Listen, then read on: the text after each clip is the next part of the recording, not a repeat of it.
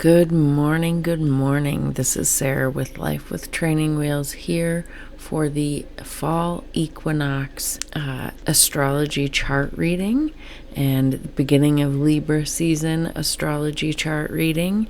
And although I'm a few days late, this is still pertinent and I encourage you to watch it because any of the solstices or equinoxes, those charts set the tone. They're kind of like a birth chart for the next 3 months, for the next season.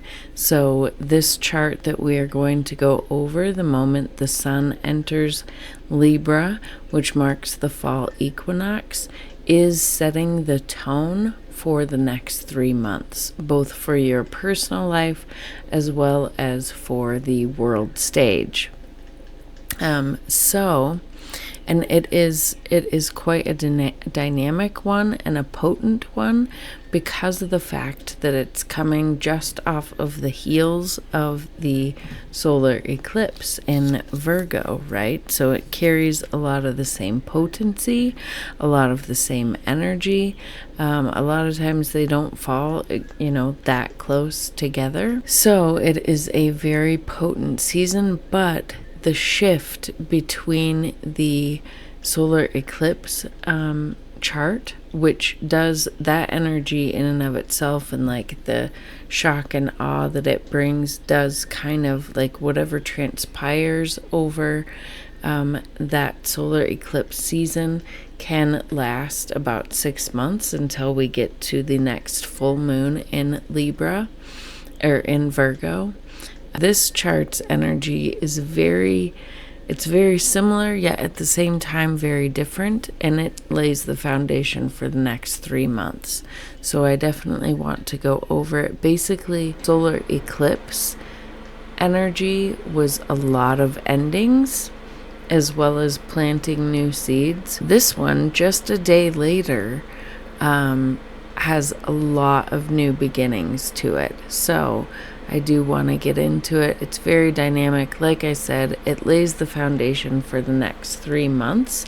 So I do encourage you to watch it. Also, just before we get into the chart, just generally talking about fall equinox, right? So not even considering astrology, the fall equinox is an important time that cultures all around the world have celebrated since the ancient times. It is a time when the light and the dark, when day and night are about even.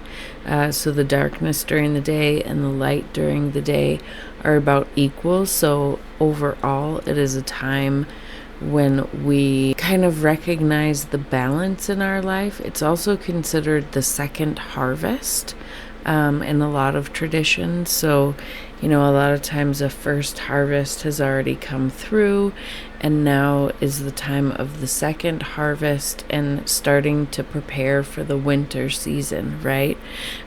So it is a time of giving thanks.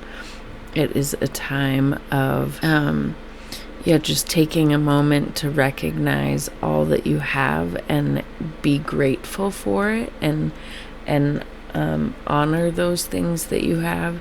It is a time of beginning to prepare for the winter, beginning to take your energy a little bit more internally and gather and plan, right? It's like when the squirrels are out gathering all their nuts and planting them in ancient or even, my grandparents' era.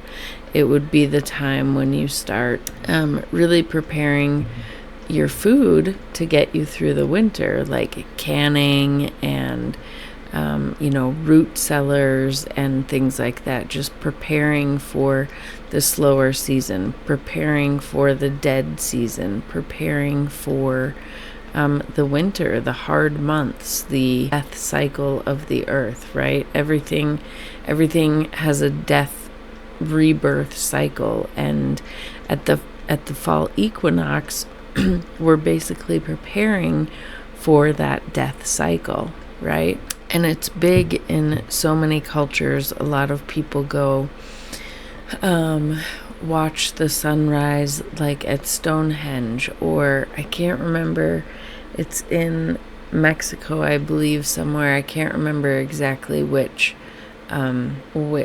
temple, which pyramid it is, but as the sun rises at, I can't remember if it's whether it rises or sets, but whichever, at the fall equinox, it makes it look like the serpent is descending into the underworld, right? And with a lot of myths and traditions, there's a god that at the fall equinox descends into the underworld to perhaps fight evil. Several of the Christian traditions, September 29th, which is very close to the fall equinox, the Michaelmas, I think that's how you say it, is celebrated, and it is a feast celebration to honor Archangel Saint Michael and all the angels.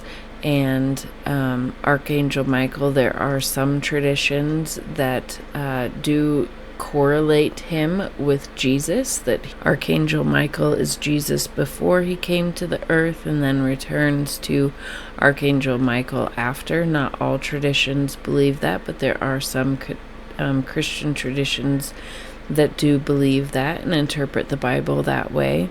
But regardless, Archangel Michael is one of the only angels mentioned in the Bible, and it is a day of celebration for him.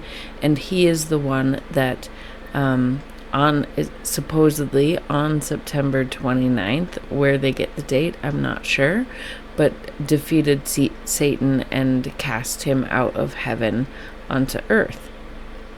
So kind of going from the heavenly realms into the underworlds, like some of the other traditions and their gods, going into the underworld to defeat evil and darkness and things like that. So, and if we think about it, in a spiritual sense too, we can look at that in our own lives, like where over the next 3 months, and as we go into winter and then start, coming out of winter, where do we need to perhaps go into the depths of our own darkness and really sit with those things, see where we may have darkness within ourselves and understand it, so that on the other side, when the light begins to return, we can shed that light, love, and compassion on it to be able to heal those dark parts of us.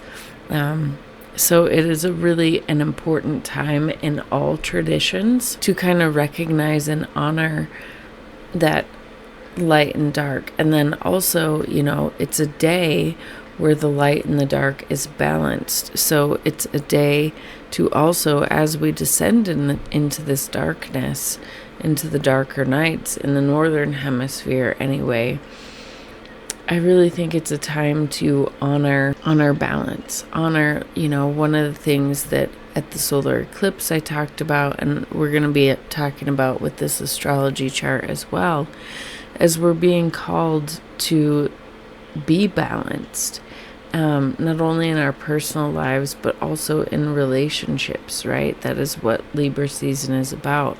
We're being called to, we have this massive culture of wanting to silence differing opinions or the opposition, or we have this culture right now where there's a lot of hate and there's a lot of, well, my way is right and your way is wrong, and we're being called to, and this fall equinox is all about that, all about balance, all about justice, all about fairness, right? We need to get back to being fair. All opinions are valid. We are all at different states of our understanding, as long as there is love and compassion and thinking about the other at the basis of it. We don't have to all agree, but there is the golden rule, right? Like, we do need to treat others how we want to be treated. If we want to be seen and heard and understood, there's a difference between being understood and having people agree with us. People, you can have somebody see where you're coming from and understand based on your experiences and things like that why you might have a belief that you have, but that doesn't mean that they have to agree with you, because they've had their own set of experiences. They're on a different path, on a different journey. They're here to learn different lessons.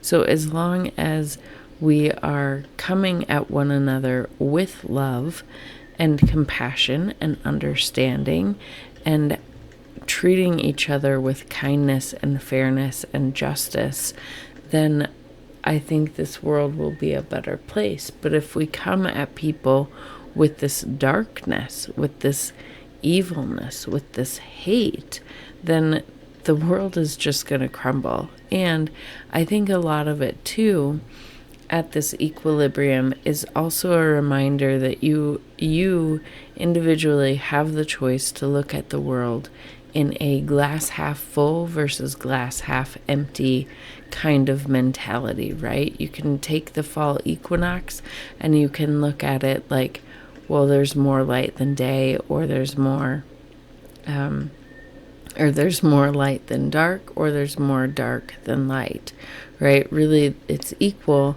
We are going into a more dark period, but even then, even in the darkness, you can search for the light. You can make the most of when that light is coming through.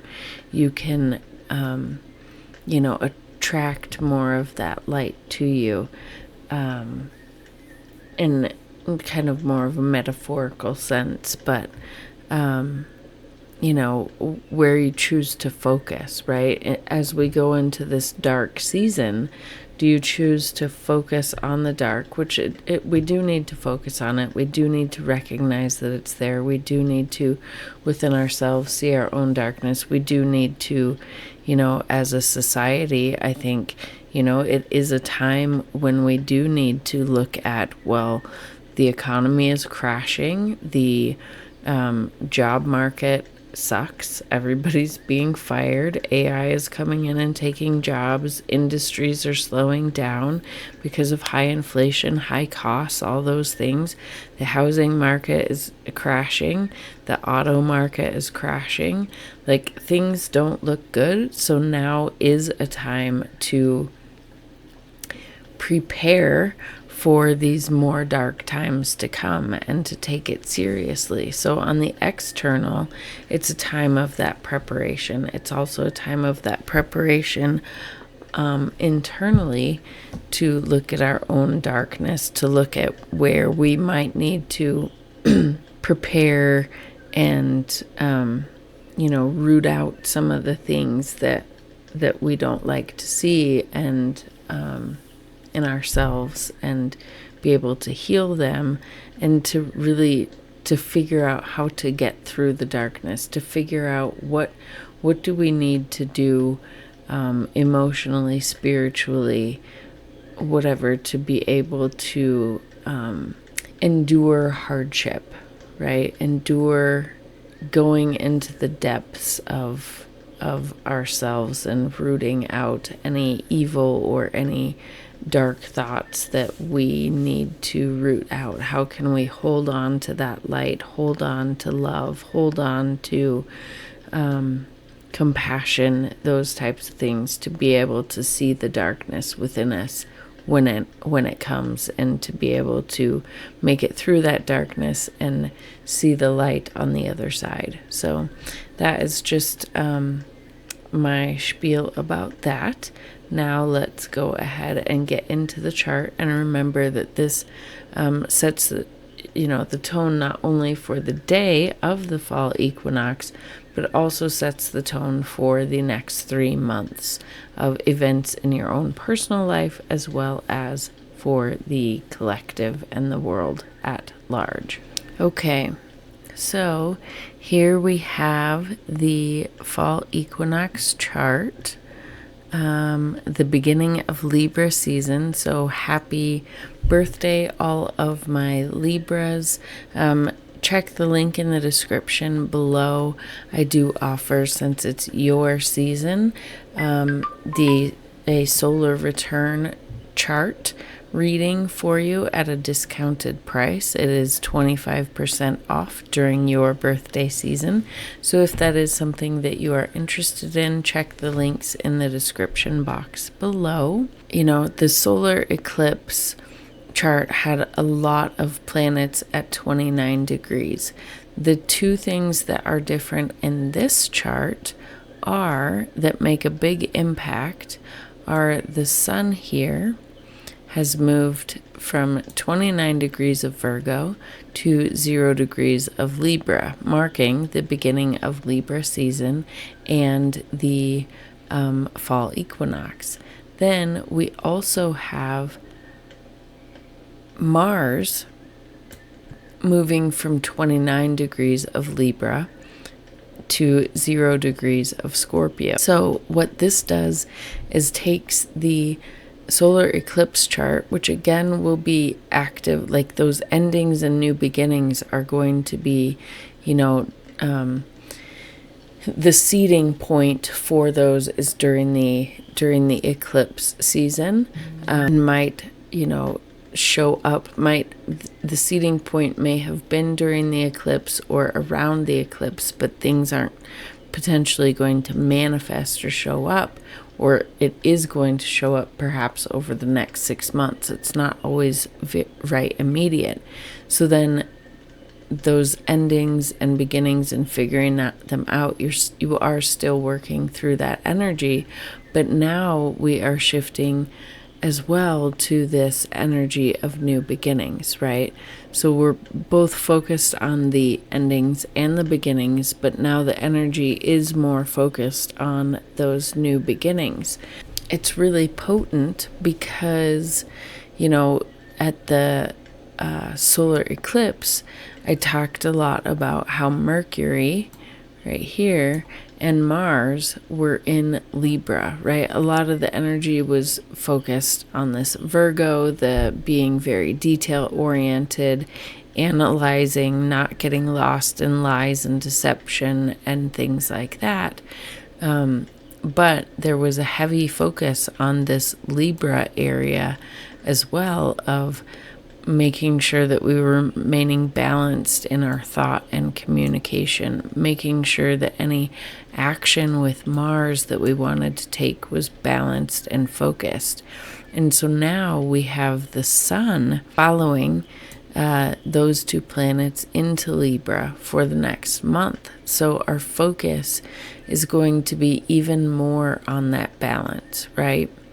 Even more on considering the other, even more focused on that fairness and justice and taking all sides into consideration, not just being focused on ourselves. So that is what the sun is bringing, is that type of focus, right? Like the sun is our vitality, our ego. It's our main, you know, it's our light, it's our main focus, right? It's our main focus, and then it's the core of who we are. So wherever the sun is traveling is where, you know, like basically our center is going to be focused, and then all the other planets are kind of helping us focus in that area.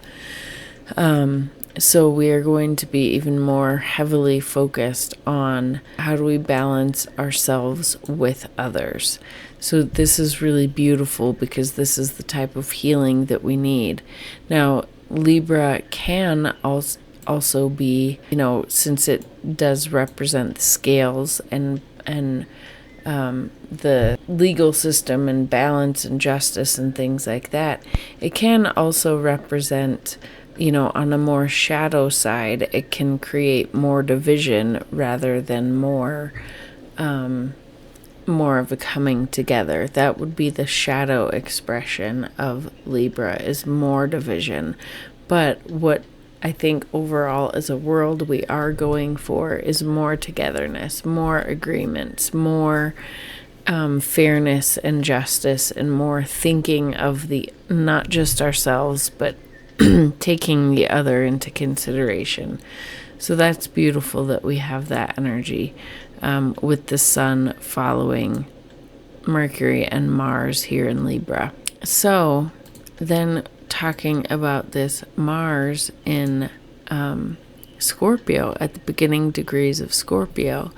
So this Mars is going from this thinking about other into the depths of Scorpio. So Scorpio energy is kind of like an underbelly type energy, right? It's a very transformative energy. It's an energy of going into that darkness that I was talking about to see where we may have darkness within ourselves. It is an energy of bringing light to darkness, or bringing darkness to light, of uncovering truths, of intimacy as well, right? In order to see the darkness within yourself, you have to be willing to be intimate and vulnerable with yourself in order to have true intimacy with another.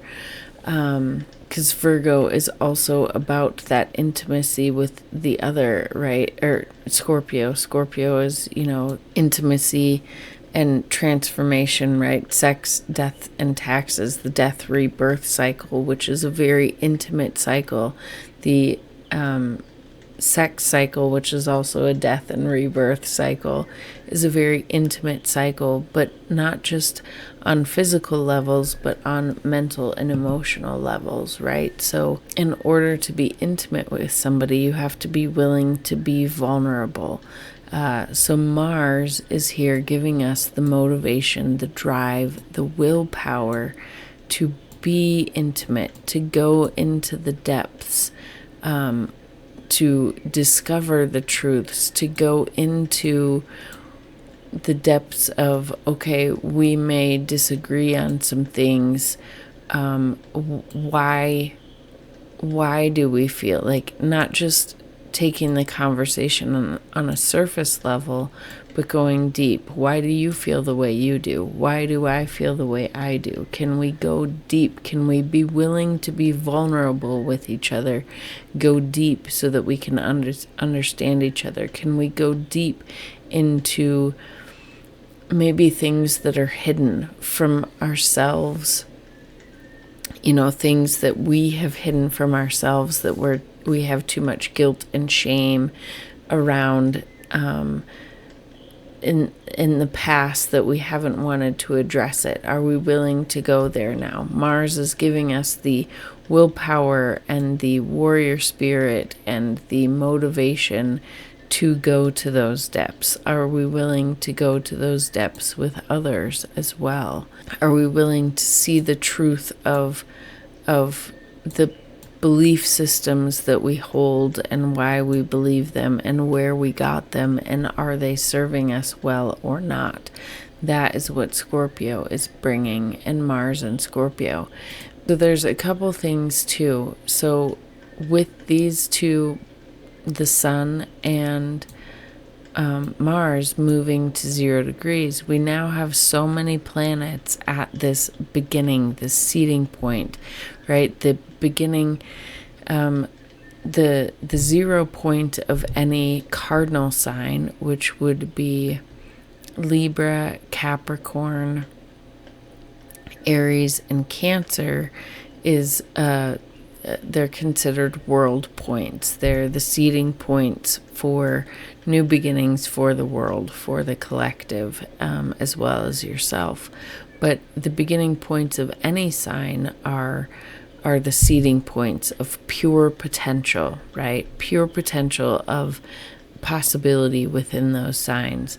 So we have the sun at 0 degrees of Libra. We have Mars at 0 degrees of Scorpio. We have Neptune at 0 degrees of Aries. We have Pluto at 1 degree of Aquarius, and we have Uranus at 1 degree of Gemini. So there's 1, 2, 3, 4, 5 planets between 0 and 2 degrees of a sign, which is very big beginning energy, right? We are at the beginning point of massive change, of pure potential, of creating, right? The big story here, you can see that this kite is still in play, right? And this kite is still pointing to this Saturn-Neptune conjunction, helping us dream what future we want into existence, right? Helping us dream the dream, and Saturn is helping us figure out how to make it into reality. And Mars at 0 degrees in Scorpio is helping us dig deep to find truths that we need to uncover, especially anything that's still hidden here in Pisces. This is going to help us uncover that and find the truth. And then, all of this new energy is going to help us figure out how to build this new future, how to bring in new technology, that's out of the box, that we haven't thought about before. Bring in fairness and justice and thinking about the other, not just ourselves. Bring in more vulnerability and truth, and being willing to bringing in more transformation, not only from Pluto but from the Scorpio energy, right? Clearing out what is no longer needed, right? From the solar eclipse, just clearing it out and seeing the potential. So that's big.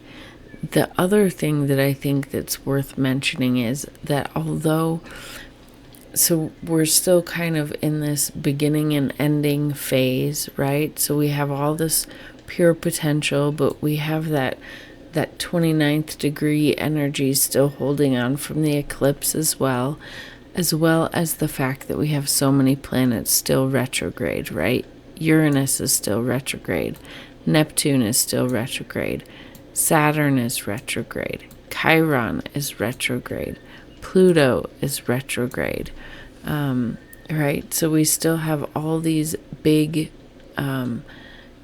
planets, especially the more collective planets, that are retrograde. So while we, on a personal level, are seeing perhaps maybe what our own contributions can be, also dreaming our big dreams, right? This is collective energy, but also it affects us personally as well. But we're still in this internal, right? Retrogrades are bringing the energy more internal to focus on the inside before we go out and express this energy outward. It's more of an internal realization, an internal shift that's going on with these things, right? Like this dreaming that we're doing is more of an internal, what are our dreams?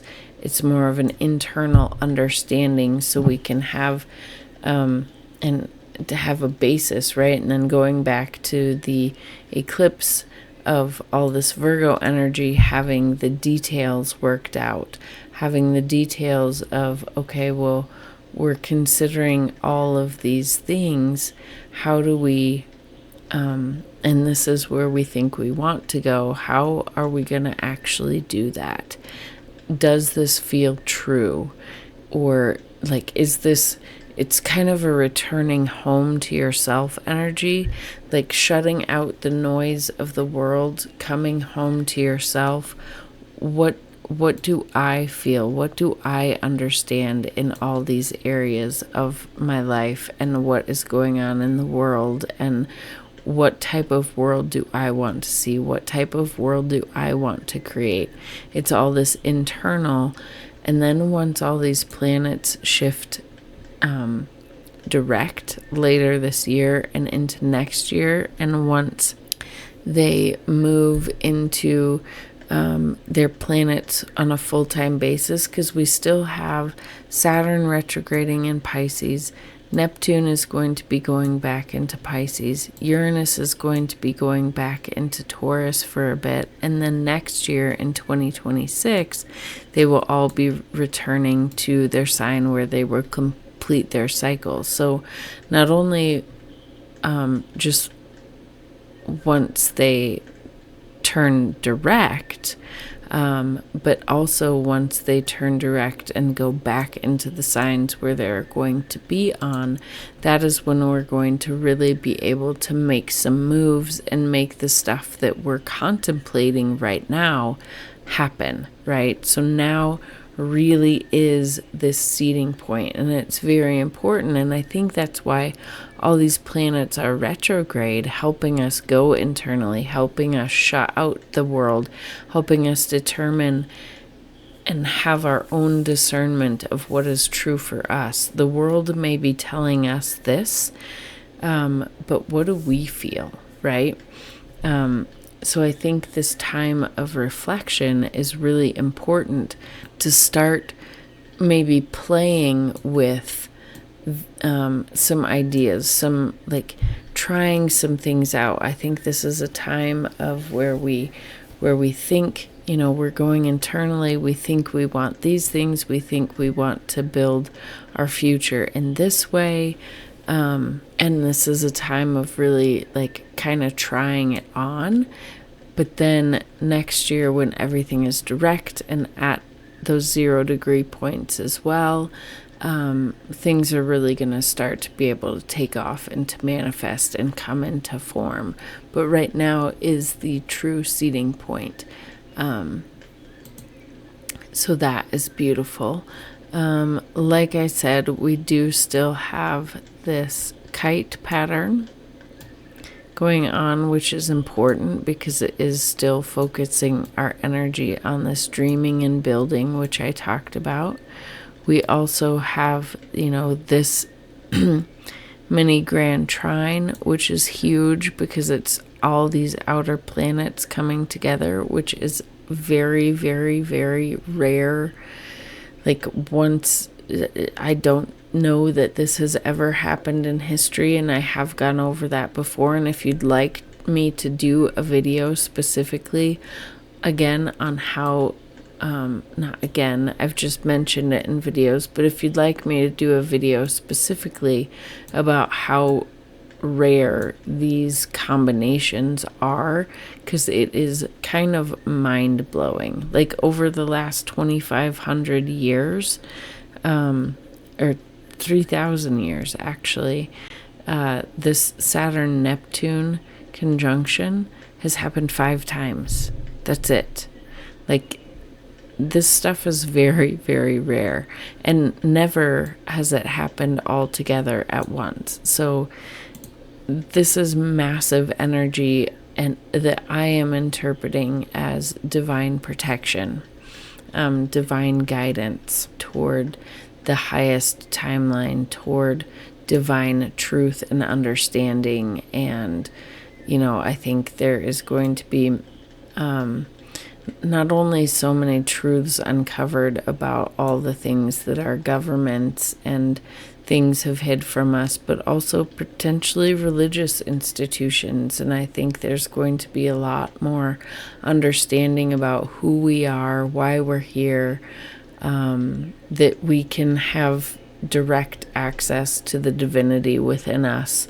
I just think I think this is signifying like spiritual awakenings in a sense that we've never encountered before. So that's my take on that. And then we also have this grand air trine between Gemini, Uranus and Gemini, the Sun and Mercury in Libra, and Pluto in Aquarius. So this grand air trine is really bringing, our mental faculties, right? Air is our thoughts, our communication. It is, and with communication, not only how do we communicate with others, but are we listening to others as well? It's our social media communication. It is, free speech. Free speech is big in the collective right now, right? So these types of things are going to keep being talked about while this grand air trine is going on, right? Freedom of thought, freedom of speech, not being persecuted for having difference of opinion, right? We need that Libra energy of balance. We need the Gemini energy and Aquarius energy of community and technology and the collective voices, right? Gemini is multiple opinions, multiple options. Libra is thinking of the other. Aquarius is the collective and innovation and new ideas, as well as with those new ideas, where can we break out of the way things have always been done and do something different and better. So that is big at play here and will be big at play over the next 3 months of this fall season. And then the other thing we still have going on that is big, there's a couple more things. This T-square, which we talked about at the solar eclipse, right? So this Scorpio energy is still very much at play here. It's still very much a focus, right? Because you call this pattern the yod, or the finger of God. So while the kite is focusing on this, dreaming it and building it, the yod is focusing, okay, well, how do we take action on it? And how we are being called to take action on it. With the eclipse energy, it was to focus on the other. And now it is to be willing to go deep with ourselves and with the other, to really understand and uncover the truths of where things are stemming from, and to bring light and healing to any darkness that is there, right? Bring light and healing to any darkness that's here, bring the motivation to kind of rock the boat and shake things up in the way that it needs to be shaken up, so that we can make the transformations that need to be made. Let's see, the other thing that I'm seeing is a T-square here.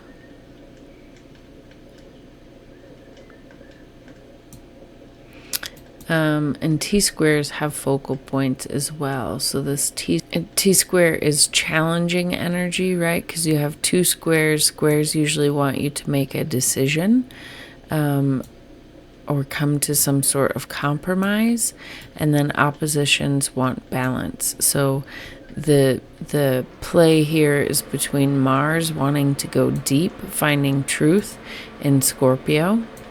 Chiron here in Aries is wanting this, to heal the wounds that we have had in our I am energy, where we've diminished or hidden ourselves for the sake of others because we haven't felt safe to be seen or heard or anything like that. So this opposition is calling balance to bring depth to these hurt areas. Be willing to see, to go deep into these wounds and to bring light to them and figure out how to heal them, and not just by ourselves. Don't just heal them by ourselves, but heal them by engaging with others. Scorpio is a transformation within ourselves, but also it is that sex, that intimacy with others, right? And not necessarily in a sexual nature, but so I think this is calling us to heal with others, not just on our own. And,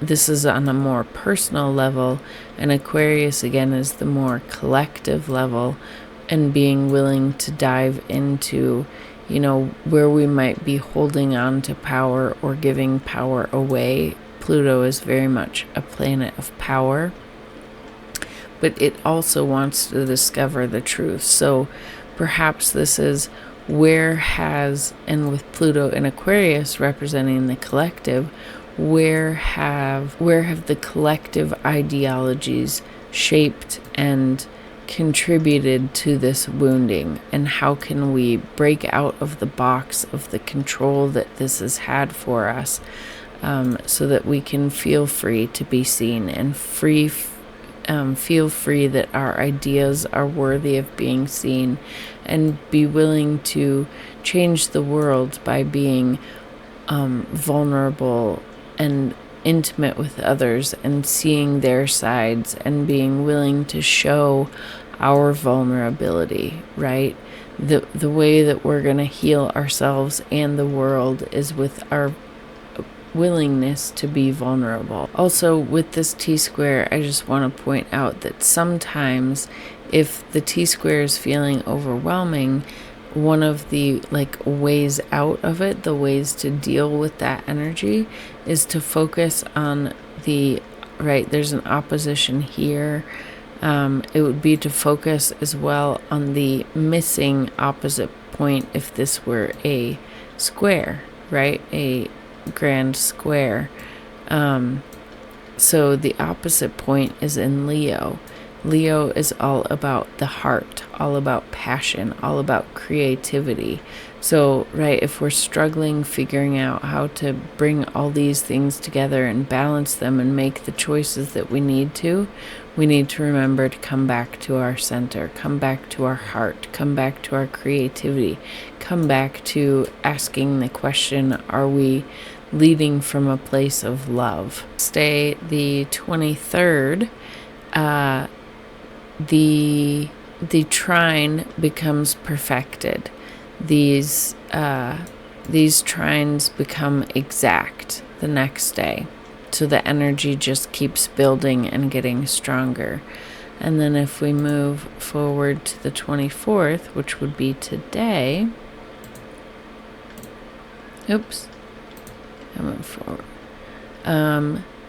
Then what happens is this square between Mars and Pluto becomes exact. So this square energy today on the 24th becomes more intense. So this, squares can be challenging and they can feel hard. They kind of have this Saturn energy of they want you to slow down, they want you to think, they want you to make a decision and make sure that you're building things and making decisions that have a solid foundation to them. But they can come as a blessing because this trine energy, mini grand trine, and then this grand air trine, the trines are great. The energy is flowing freely, but sometimes it's flowing so freely that we get lost in really acting on it, and we forget to act on it. So this square is kind of giving us an opportunity to make sure we are making the most of this trine, right? So, and Mars and Pluto are both the rulers of Scorpio, and they're both, they're both motivation and digging deep and things like that. So it is this energy of digging deep within ourselves and within the collective. So I think this energy might be felt as attention with vulnerability within yourself and others. that's kind of how I'm feeling this energy, like wanting to go there, but not wanting to go there, but needing to go there, right? So there might be some potentially with, this being an air sign, there might be some conversations that come up. There might be with Scorpio, there might be, and Pluto, there might be some truths coming to light that we need to act on. And in your own personal chart, this would be looking at where Scorpio and where Aquarius falls in your chart, and those will be the areas of life where you may be feeling some tension. So that will bring a little bit more clarity to how this may be showing up for you. Power dynamic too, right? So there could be a challenge between you and your desires and desires more of a power structure, whether that's a boss or something like that, right? But we are, with the square, we are being called to make some sort of decision or make some sort of move. And with this grand air trine, just kind of keep this energy in the back of your mind. Keep the big goals, with whatever challenge comes up here, keep the bigger goals of what's going on in the back of your mind as you make any decisions you need to make here. So that brings us from the Fall Equinox astrology through to today's astrology. And like I said, the chart really is setting up the next 3 months. There will be, changes throughout the next 3 months of the energy that is going on. But this is, this sets the tone for the next 3 months and for the fall season as you prepare to go into darkness, as we prepare to go into this economic downturn, right?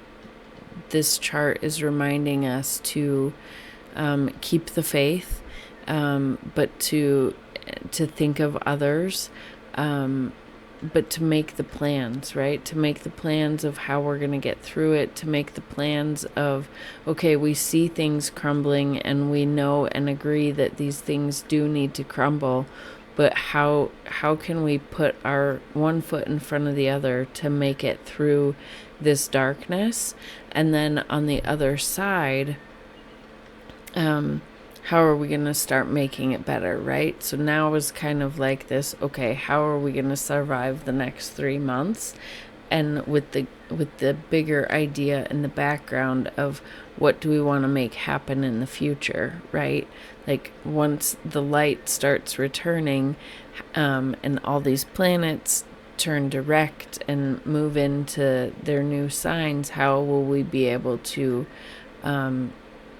course correct from what we are about to enter into and make the world and our lives better. So that is what I'm seeing. If you've enjoyed this, please comment below how you're feeling this energy, what you think of this video. Hit the like and subscribe button if you are enjoying my content. That would help me out greatly. Check the links below for the solar return discount for my Libras out there, as well as I have changed the format for my beginner's astrology course. I will be recording videos and setting them up so you can watch them on your own time. So I am going to be actually extending that early bird price until I have that first video recorded and put out. So if you are still interested in signing up for my beginning astrology course or learning more about it, the link for that is in the description below. Like I said, the early bird pricing for that will be extended until I actually release that first course video, and it'll be about a six video course. So check the link in the description for that below. And other than that, I hope you have a wonderful day, and I will talk to you soon.